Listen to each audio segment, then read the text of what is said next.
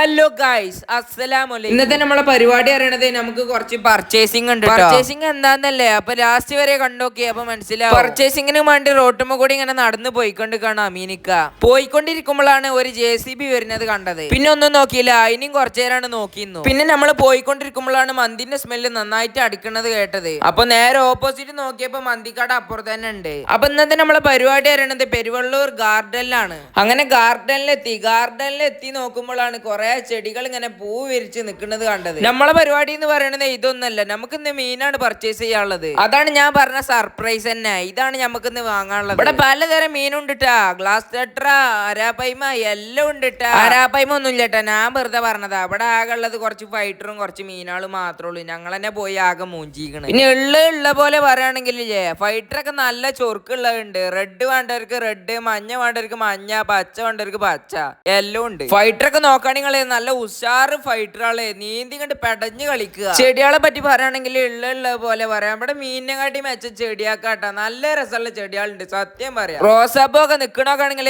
വാണേ വാങ്ങിക്കൊണ്ടേക്കോളി. Valentine's day ഒക്കെ അല്ലേ വരാൻ പോണത്. നിങ്ങൾക്ക് പാർട്ട്ണർ ഉണ്ടെങ്കിൽ പാർട്ട്ണർക്ക് ഗിഫ്റ്റ് എടുക്കാലോ. വാണേ വാങ്ങിക്കോളി ചങ്ങായിമാരെ. ഈ ഓസ്കാറിന്റെ സൈസ് ഒക്കെ നിങ്ങള് പെരും സൈസിലെ എത്ര റുപ്യ ഉണ്ടാവും അറിയാം. ഈ മീന് കണ്ട് നിങ്ങൾക്ക് എന്ത് മീന് മാരിയാ തോന്നുന്നെന്ന് കമന്റ് ചെയ്യട്ടാ. മത്തിമാരുണ്ടെന്നാ ഞാൻ പറഞ്ഞത്. അപ്പൊ ഇന്നത്തെ പരിപാടി ഫോളോ ചെയ്യാൻ മറക്കണ്ടട്ടാ.